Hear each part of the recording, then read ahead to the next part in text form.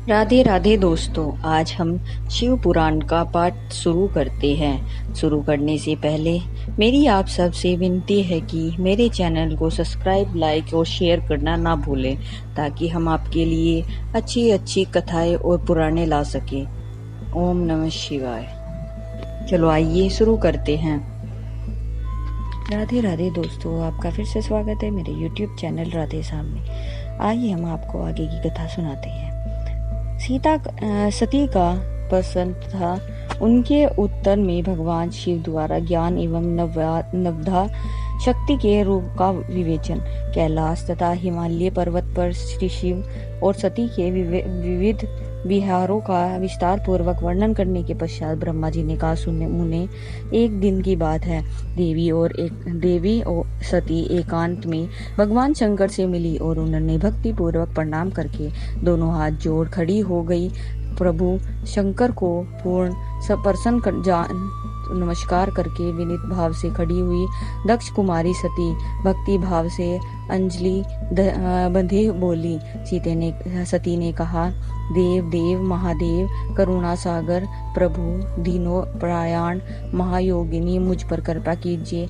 आप परम पुरुष हैं, आपके स्वामी हैं, सबके स्वामी हैं, रजोगुण है, सत्व गुण है, तमो गुण है, से परे हैं, निर्गुण भी हैं, सगुण भी हैं, सबके साक्षी निर्विकार और महाप्रभु हैं। हर में धन्य हूँ जो आपकी कामिनी और आपके साथ सुंदर विहार करने वाली आपकी प्रिया हुई स्वामीन। आप अपनी भक्त वत्सल्यता से ही प्रेरित होकर मेरे पति हुए हैं। नाथ, मेरी बहुत वर्ष से तक आपके साथ विहार किया है। महेशान, इससे मैं बहुत संतुष्ट हुई हूँ और आप मेरा मन उधर से हट गया है। देवेश्वर, अब तो मैं उस परम तत्व का ज्ञान प्राप्त करना चाहती हूँ जो निरतिशय सुख प्रदान करने वाला है तथा जिसके द्वारा जीवन संसार दुख से अनायास ही उद्धार पा रहा है। नाथ, जिस कर्म का अनुष्ठान करके ये जीव में भी परम पद को प्राप्त कर ले और संसार बंधन में भी न बंधे, उसे आप बताइए, मुझ पर कृपा कीजिए। ब्रह्मा जी कहते हैं, मुने, इस प्रकार आदि शक्ति महेश्वरी सती ने केवल जीव के उद्धार के लिए जब उत्तम भक्ति भाव से के साथ भगवान शंकर से प्रार्थना की, तब उनके उस प्रश्न को सुनकर स्वेच्छा से शरीर धारण करने वाले तथा योग के द्वारा भोग से विरक्त चित्त वाले स्वामी शिव ने अत्यंत प्रसन्न होकर सती से इस प्रकार कहा। शिव बोले, देवी दक्ष नंदिनी महेश्वरी, सुनो, मैं उसी परम तत्व का वर्णन करता हूँ जिससे वासनाबद्ध जीव तत्काल मुक्त हो सकता है। परमेश्वरी, तुम विज्ञान को परम तत्व जानो। विज्ञान वह है जिसके उदय होने पर मैं ब्रह्म हूँ ऐसा दृढ़ निश्चय हो जाता है। ब्रह्म के सिवा दूसरी किसी वस्तु का स्मरण नहीं रहता तथा उस विज्ञानी पुरुष की वृद्धि सर्वथा शुद्ध हो जाती है। प्रिय, वह विज्ञान दुर्लभ है। इस लोकी में आपका ज्ञाता कोई विरला ही होता है। वह जो और जैसा भी है, सदा मेरा स्वरूप ही है। साक्षात पदार्थ ब्रह्म और उस विज्ञान की माता में है। मेरी भक्ति जो भोग और मोक्ष रूप फल प्रदान करने वाली है, वह मेरी कृपा से सुलभ होती है। भक्ति 9 प्रकार की बताई गई है। सती, भक्ति और ज्ञान में कोई भेद नहीं है। भक्त और ज्ञानी दोनों को ही सदा सुख प्राप्त होता है। जो भक्ति का विरोध ही है, उसे ज्ञान की प्राप्ति नहीं होती है।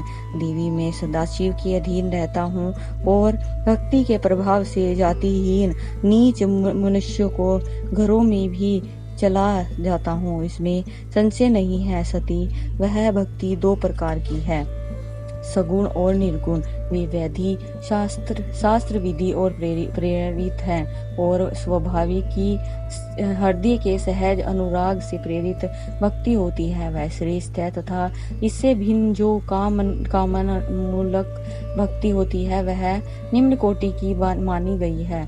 पूर्वत सद्गुण और निगुण, ये दोनों प्रकार की भक्तियाँ नौस्तिकी और अनौस्तिकी के भेद से दो भेद वाली हो जाती है। नौस्तिकी की भक्ति 6 प्रकार की जानी जाती है और अनौस्तिकी की 1 प्रकार की कही गई है। विद्वान पुरुष विधाता, वहिता और अवहिता आदि भेद से उसे अनेक प्रकार की मानते हैं। इस द्विविधि भक्ति के बहुत से भेद प्रभेद होने के कारण इनके तत्व का अन्यत्र वर्णन किया गया है। परिप्रिय मुनियों ने सगुणा और निर्गुणा दोनों भक्तियों के 9 अंग बताए हैं। दक्ष नंदिनी में उस 9 अंगों का वर्णन करता हूँ, तुम उससे प्रेम से सुनो। देवी श्रवण कीर्तन स्मरण सेवन दास्य अर्चन सदा मेरा वंदन सख्या और आत्मस्मरण, ये विद्वानों ने भक्ति के 9 अंग माने हैं। शिवे भक्ति के उपांग भी बहुत से बताए गए हैं। देवी अब तुम मन लगाकर मेरी भक्ति के पूर्वत 9 अंगों के पृथक पृथक लक्षण सुनो। वे लक्षण भोग और मोक्ष प्रदान करने वाले हैं। जो स्थिर आसन से बैठकर तन मन आदि से मेरी कथा कीर्तन आदि का नित्य सम्मान करता हुआ प्रसन्नता पूर्वक अपने श्रवण पुटों से उनके अमृतों पर रस का पान करता है, उसके इस साधक को श्रवण कहते हैं। जो हृदयाकाश के द्वारा मेरी दिव्य जन्म कर्मों का चिंतन करता है, वह प्रेम से वाणी द्वारा उनका उच्च स्वर से उच्चारण करता है, उसके इस भजन साधक को कीर्तन कहते हैं। देवी मुझ नित्य परमेश्वर को सदा और सर्वत्र व्यापक जानकर जो संसार में निरंतर निर्भय रहता है, उसी को शरमण कहा गया है। अरुणोदय से लेकर हर समय सेव्य की अनुकूलता का ध्यान रखते हुए हृदय और इंद्रियों से जो निरंतर सेवा की जाती है, वही सेवा नाम भक्ति होती है। आज की कथा हम यही समाप्त करते हैं। आगे की कथा हम आपको कल सुनाएंगे। ओम नमः शिवाय।